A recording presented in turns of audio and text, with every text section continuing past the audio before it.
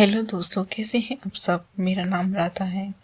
मैं 32 साल की हूँ और सच कहूँ तो मेरे अंदर अभी भी वही अक्षरण है जो लड़कों को बहुत ज़्यादा खींचता है। मेरी कमर पतली है लेकिन नथ पर थोड़े भरे भरे हैं जो चलते सामने हल्का हल्का हिलते हैं। मेरी आंखें बड़ी बड़ी हैं जो कभी कभी लोग अपनी ओर अक्षरत कर लेती हैं। मैं विधवा हूँ। मेरा पति 2.5 साल पहले एक दुर्घटना में चला गया था और अब मैं अपने ससुर जी के साथ रहती हूँ। वही मेरे लिए सब कुछ है, जैसे दोस्त, जैसे पिता, कभी कभी थोड़ा ज़्यादा करीबी भी लगते हैं। आज मैं आपको अपनी एक कहानी सुनाने जा रही हूँ जो बस यात्रा के दौरान घटी थी। ये घटना उस दिन की है जब मैं और मेरे ससुर जी, जिनका नाम राम प्रसाद है, एक बस में सफ़र कर रहे थे। हमें गांव से शहर जाना था एक रिश्तेदार की शादी में शामिल होने के लिए। बस पुरानी सरकारी वाली थी जिसमें सीटें टूटी फूटी होती हैं और लोग एक दूसरे से सिमट कर बैठते हैं। सफ़र काफ़ी लंबा था, लगभग 11 से 13 घंटे का, क्योंकि रास्ता पहाड़ी था और बस धीरे धीरे चलती थी। मैंने नीली रंग की साड़ी पहनी थी जो मेरे शरीर पर बहुत अच्छी लगती थी। ससुर जी ने कुर्ता पजामा पहना था। वो हमेशा ऐसी सादे लेकिन मजबूत दिखते थे। उनकी उम्र अब करीब 58 साल की होगी, लेकिन शरीर अभी भी कसा हुआ था, जैसे गांव की मेहनती काम से बना हुआ हो। बस स्टैंड पर हम पहुंचे और बस में चढ़ गए। सीट्स लगभग भरी हुई थी, लेकिन हमें साइड वाली 2 सीटें मिल गई जहां 2 लोग साथ साथ बैठ कर सकते थे। मैं खिड़की वाली सीट पर बैठी और ससुर जी मेरे बगल में। बस शुरू हुई और धीरे धीरे रफ्तार पकड़ने लगी। बाहर पहाड़ नजर आ रहे थे, हरे भरे, और हवा ठंडी ठंडी आ रही थी। मैंने ससुर जी से कहा, ससुर जी ये सफ़र बहुत लंबा है, थकान ना हो जाए। वो मुस्कुराए और बोले, बेटी तू चिंता मत कर, मैं तेरे साथ हूँ। अगर थकान लगे तो मेरे कंधे पर सर रख लेना। इनकी ये बात सुनकर मुझे थोड़ा अजीब लगा, लेकिन अच्छा भी लगा। बस चलती रही, हम बातें करने लगे। ससुर जी ने पूछा, राधा तो आजकल कैसी है, घर में अकेलापन तो नहीं लगता। मैंने कहा, नहीं ससुर जी, आप है ना, लेकिन कभी कभी रातें बहुत लंबी लगती हैं, नींद नहीं आती। वो बोले, हाँ मुझे भी ऐसा ही लगता है, लेकिन हम साथ हैं, एक दूसरे का सहारा है। अगर कभी कोई ज़रूरत पड़े तो बता देना, मैं सब संभाल लूँगा। इनकी बातों में गहराई थी, जैसे वो मेरी हर परेशानी दूर करना चाहते हों। मैंने मुस्कुरा कर कहा, हाँ ससुर जी, आपका सहारा ही तो मेरे लिए सब कुछ है। बस में थोड़ी हलचल हुई क्योंकि रोड ख़राब था। बस हचकोले का आ रही थी और मैं इधर उधर हो रही थी। एक बार तो मैं ससुर जी की तरफ झुक गई और मेरा कंधा इनके कंधे से टकरा गया। वो बोले, आराम से बैठ बेटी, अगर ज़रूरत पड़े तो मेरी गोद में सर रख ले। मैंने सोचा ये क्या बोल रहे हैं, लेकिन वो हंसते हुए बोले, मतलब मेरे पैरों पर नहीं, बस कंधे पर। मैं हंस पड़ी, लेकिन दिल में एक अजीब सी हलचल हुई। हालांकि असल में ससुर जी का मतलब सिर्फ आराम से था। समय बीतता रहा और बस में गर्मी बढ़ गई। मैंने साड़ी का पल्लू थोड़ा सरका लिया क्योंकि पसीना आ रहा था। ससुर जी ने देखा और बोले, गर्मी लग रही है ना, मैं हवा कर दूं। बस में पंखा कहाँ था, लेकिन वो अपनी कमीज से हवा करने लगे। इनकी हवा मेरे चेहरे पर और थोड़ी लगे, पर लग रही थी। मैंने कहा, ससुर जी आपकी हवा बड़ी अच्छी लग रही है। वो बोले, हाँ मैं जानता हूँ कैसे हवा देनी है जो आराम दे। बस आगे बढ़ती रही, हम खाने की बात करने लगे। मैंने घर से पराठे लाए थे। ससुर जी ने कहा, बेटी तुम मुझे खिलाओगी ना, मेरे हाथ थक गए हैं सफ़र से। मैंने बस कर एक पराठा इनके मुंह में डाला और वो चबाते हुए बोले, वाह तेरे हाथों का स्वाद अलग ही है। फिर बस में अंधेरा होने लगा क्योंकि शाम हो रही थी, लाइटें जल गई। ससुर जी ने कहा, राधा अगर नींद आए तो सो जा, मैं जागता रहूँगा। मैंने कहा, नहीं ससुर जी मुझे नींद नहीं आ रही, आप अपने बारे में कुछ बताएं, आपकी ज़िंदगी में क्या क्या हुआ है। वही बताने लगे अपनी जवानी की कहानियाँ, कैसे गांव में काम करते थे, कैसे मेरे पति को बड़ा किया। लेकिन बीच बीच में वह कहते, बेटी तू मेरी तरह मजबूत बन, शरीर को कस के रख। मैंने पूछा, कैसे ससुर जी। वे बोले, रोज़ व्यायाम कर जैसे मैं करता हूँ, सुबह दौड़ना और शाम को थोड़ा वज़न उठाना। इनकी बात सुनकर लगता था जैसे वे मेरे शरीर की बात कर रहे हों, लेकिन असल में वे सिर्फ सेहत की बात कर रहे थे। फिर बस एक ढाबे पर रुकी, लेकिन हम नहीं उतरे क्योंकि सीट छूट जाती। बस में ही बैठे रहे। वहाँ से कुछ लोग चढ़े और बस और ज़्यादा भर गई। अब एक आदमी हमारे पास खड़ा था। ससुर जी ने कहा, बेटी तू खिड़की की तरफ सरक जा, मैं बीच में बैठता हूँ ताकि कोई तेरे करीब ना आए।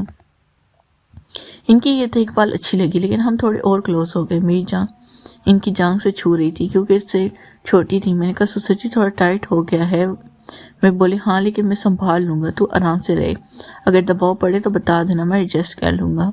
अब रात हो गई थी और बस चलती रही। मैं थोड़ी थक गई थी तो ससुर जी के कंधे पर सर रख लिया। मैं बोले आराम से रख बेटी, मैं हिलूँगा नहीं। इनकी सांसें मेरे बालों में लग रही थी और दिल में एक अजीब सी फीलिंग आ रही थी कि क्या होगा अगर, लेकिन नहीं ससुर जी ऐसे नहीं है। वे बोले राधा तू जानती है ससुर होने के नाते मैं तेरी हर ज़रूरत पूरी करूँगा, चाहे वो कोई भी हो ज़रूरत। लेकिन असल में वे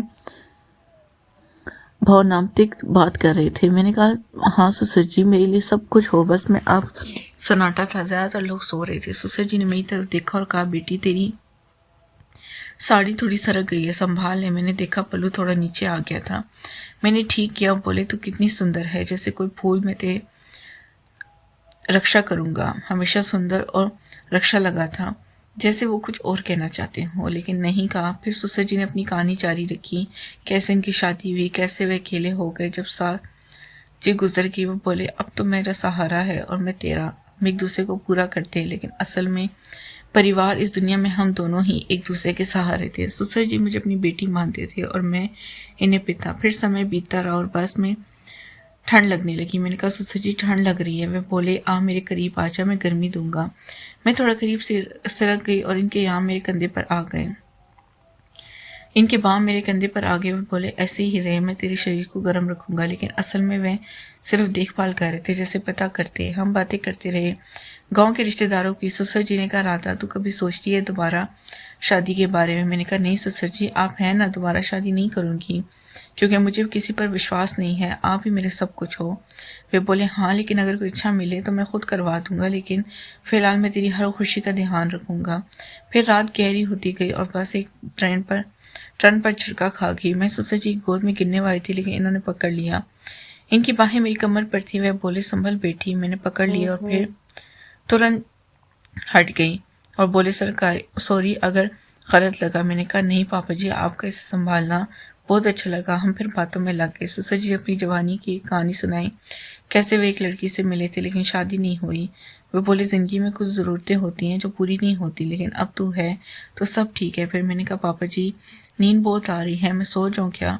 पापा जी ने कहा हाँ बेटी तू बेफिक्र होकर सो जा, मैं हूँ, सब देख लूँगा। फिर मैं सो गई। पापा जी जागते रहे। इनकी इतनी देखभाल मुझे बहुत अच्छी लगी। सुबह होने लगी, बस अभी भी चल रही थी। मैंने कहा ससुर जी रात अच्छी कटी हुई है? बोले हाँ तेरे साथ समय जल्दी बीतता है, तो मेरे लिए स्पेशल है। फिर हम बस में ही नाश्ता करने लगे। ससुर जी ने कहा बेटी तू मुझे फिर से खिलाती है। मैंने खिलाया और वे बोले तेरी आंखों में जादू है, जो छूती अच्छा लगता है। अब बस शहर के करीब पहुंच रही थी। ससुर जी ने कहा राधा ये सफ़र यादगार रहा, लेकिन एक बात बताऊं? मैंने कहा हाँ ससुर जी। वे बोले मैंने हमेशा सोचा है कि तू मेरी बहू नहीं बल्कि मेरी बेटी जैसे, लेकिन कभी कभी लगता है जैसे हमारा रिश्ता और गहरा है। लेकिन फिर वे बोले दरअसल मैं तेरे लिए एक रिश्ता देख रहा हूँ, एक अच्छा लड़का जो तेरी देखभाल करेगा। मैं नहीं चाहता कि तू अकेली रहे। मैंने कहा नहीं पापा जी आप हो, मुझे किसी की ज़रूरत नहीं, आप ही मेरी सब ज़रूरतें पूरी कर देते हैं। इतना कहकर मैंने पापा जी को गले लगा लिया। वे बोले ठीक है पहले हमें शादी पर जाने दो, फिर देखते हैं। फिर शहर पहुँचते पहुँचते बस रोके, हम उतर कर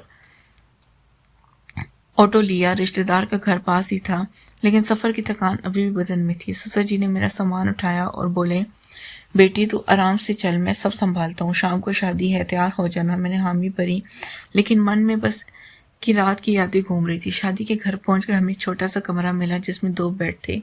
मैंने साड़ी पर डलकर नहाने का सोचा। ससुर जी बोले राधा पहले तू नहा ले, मैं बाहर घूम आता हूँ, लेकिन अगर पानी गर्म ना हो तो बता देना, मैं गीज़र चेक कर लूँगा। इनकी ये देखभाल हमेशा की तरह थी, लेकिन आज कुछ अलग थी। नहाते वक्त मैंने सोचा कि ससुर जी सच में सिर्फ पिता जैसे हैं या दिल में कुछ और है। नहीं मैं ज़्यादा सोच रही हूँ। शाम को शादी में गए, डांस हो रहा था, संगीत बज रहा था। ससुर जी मुझे देखा, बोले बेटी तू कितनी चमक रही है, आज चल थोड़ा डांस करें। मैं हंस पड़ी, उनके साथ थोड़ा नाची। भीड़ में हमारा हाथ छू गया। वे बोले आराम से, मैं पकड़ लूँगा तुझे। रात तक शादी चली और वापस कमरे में आकर मैं थक कर बेड पर गिर गई। ससुर जी ने कहा राधा अगर ठंड लगे तो मेरे बेड पर आ जाना। मैंने मुस्कुरा कर कहा ससुर जी आप सो जाएं, कल वापसी का सफ़र है। लेकिन सोते हुए इनकी आंखों में एक अजीब सी चमक थी, जैसे कुछ अनकहा हो। फिर हम सो गए। लेकिन रात के करीब 2 बजे जब दोस्तों कहानी आगे जारी रहेगी, आगे क्या क्या हो गई सब आपको अगले भाग में पता चलेगा, तो बनी रहेगा हमारे साथ। नेक्स्ट पार्ट के लिए चैनल को लाजमी सब्सक्राइब करें।